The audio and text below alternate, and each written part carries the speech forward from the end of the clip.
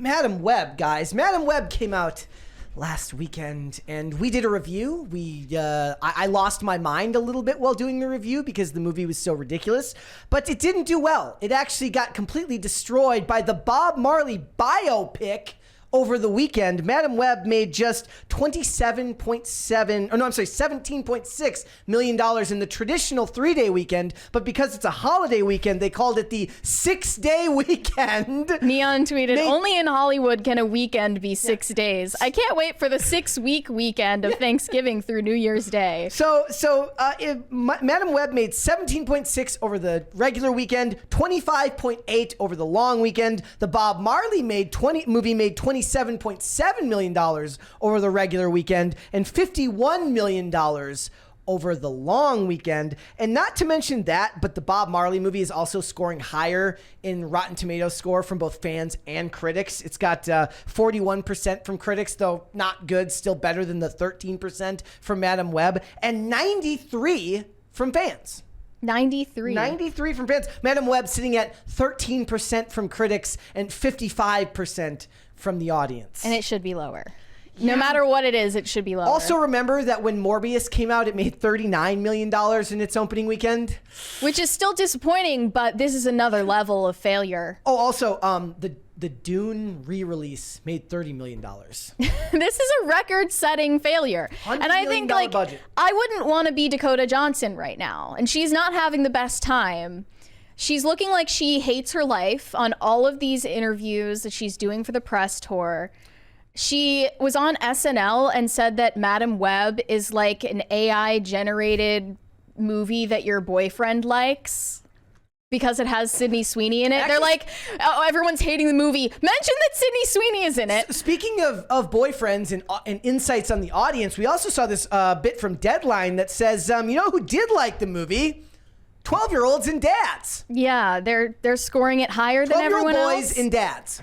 Yeah, that's 53% of guys attending versus 47% of women. However, it said Sony went after young women with Madam Webb, with 75 of its $60 million global budget for marketing allocated towards social media and TikTok. Madam Webb is another dud, but at least fans like what they see with Dakota Johnson and Sydney Sweeney. I think they like what they see from Sydney Sweeney. I don't know if they care much about Dakota Johnson. That one clip of Sydney Sweeney in the mask, in the suit, it has like a full 0.2 seconds in the actual movie, and it's the only screen cap that's getting posted in all of these articles. For some reason, parents, mostly dads at 62%, and kids under 12 saw a different movie. They both gave it 4.5 stars. It's just not even worth it for Sydney Sweeney because she's not in the costume. And here's the thing. Women didn't come out to see it.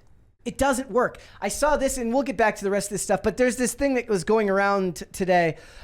Silk Spider Society is reportedly going through a creative overhaul. Entire writer's room has been fired except for the showrunner, Angela Kang, and will be refocused to a more male-skewing audience. Guess what? It was always, and always will be, a male-skewing audience. Even if you have an all-female cast in a superhero film, it doesn't mean that women are going to be interested in it. Does not, and they'll never learn that lesson.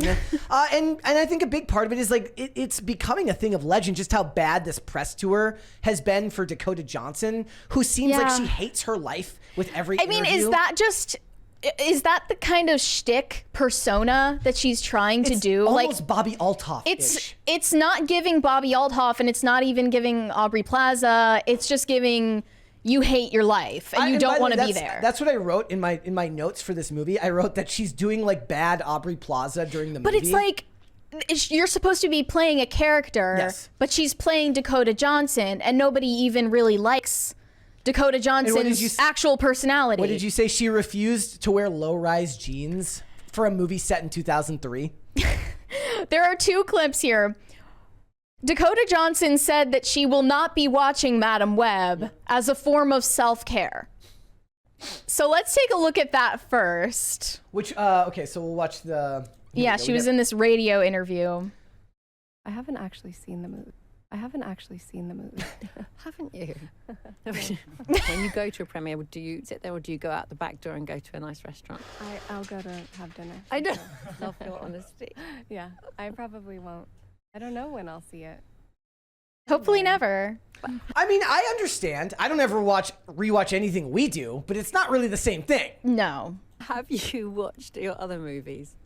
Some of them, Yeah. yeah. Is it? I don't like to. Well, I was going to say, your parents are actors. I don't know if you've ever taken advice from them, or is it a way to keep grounded? Is it a way to not see yourself on the big screen and to not believe the hype? Oh, for me, it's a way to not have like an existential crisis. For me, it's not watching my movies is like self-care. Okay. Do you not Google yourself as well? No, God, no. No, you never do. Oh my God. That's smart. Yeah. Honestly, that's smart.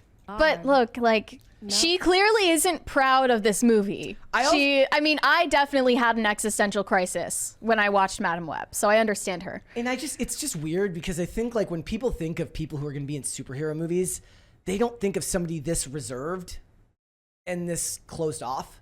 Like you think of somebody who's going to emote more and be more present in the interview. It's very low key. I would be more impressed if she's like this in her interviews and her actual character was a different person, but she wasn't acting. This is just who she is.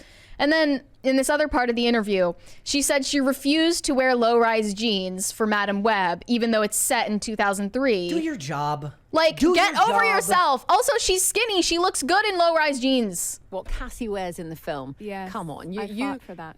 Did you? Yeah, because I wasn't going to wear low-rise jeans. I'm not going to do my job. They're paying me millions of dollars. Why the hell would I do my job? With the thong Not a showing chance. Don't have to do that part of it. The girls in the movie, they pull it off really well. Yes. And I feel like she's... Oh, I mean, maybe the argument is that she's older. So... I mean, come on. She's supposed to be 33, whatever. So that mom jeans. That makes sense. Doc Martens. Exactly. Moms weren't wearing mom jeans in 2003. Moms didn't start wearing mom jeans until regular, like, younger girls started wearing mom jeans as fashion trend. I'm fairly certain that in 2003, you would see women in their early 30s wearing low-rise jeans because that's just what you wore in 2003. But who am I to say? I also looked at a whole thread of awful clips from this press tour.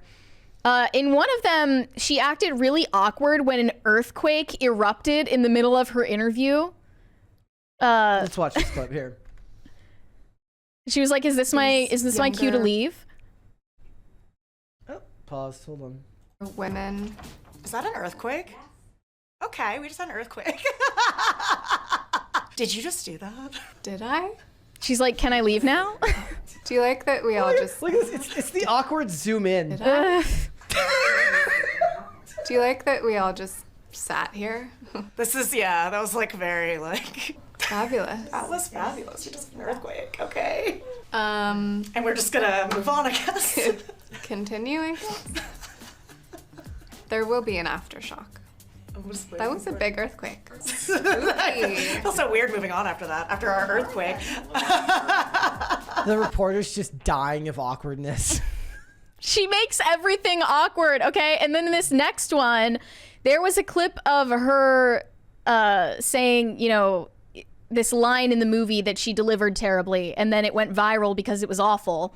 And she won't acknowledge the fact that it was delivered terribly because she's supposed to be promoting it. You aware there was a line from the trailer that went sort of viral? Do you remember that? What was it? It was the line that says, he was in the Amazon with my mum. She looks so was researching angry. spiders right before she died. Do you remember that going viral? Why did that go viral? I think it went viral because out of context, people were just like, what does this mean? No, they were thinking it was awful. Did you catch that at all? No. Somebody brought this up and I have no idea I mean, to be fair, she did say she doesn't look herself up online or know what's going on. You'd think she'd have like some type of assistant who would help her with this. Clue you in.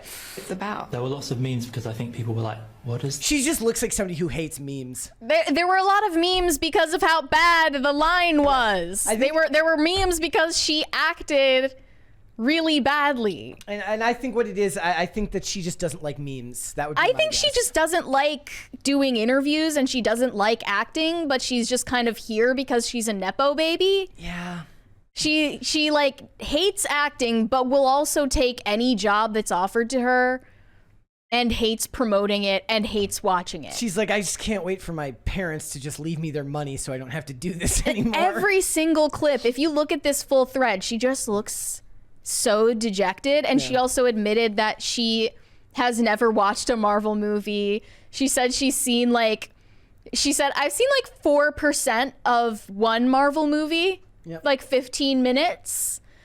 And I'm not saying like in order to act in a Marvel movie, you need to watch every single Marvel movie in existence. But you can do a little bit of background research on what you're doing, right? There's also like an argument to be made that back in the day, the people who started working on these projects were actually passionate about them, which is why they came out well. It's like she's trying to sell the movie on how nonchalant she is. It's like people would talk about how like when Stephen Amell took over the role as Oliver Queen in the show Arrow, he could tell you where what caused every fake scar that he had to have drawn on his body. He could tell you what scene caused that. What was the reason for that? Yeah, because he was passionate about the character. That's cool, but like I'm not even asking for that level of encyclopedic knowledge of the MCU or whatever of the character you're playing, but she just seems like she hates her life. Thanks for watching. Listen to full episodes of Pop Culture Crisis on Spotify. Keep up with us on social media and make sure you subscribe and ring that bell so you never miss the show. Bye, guys.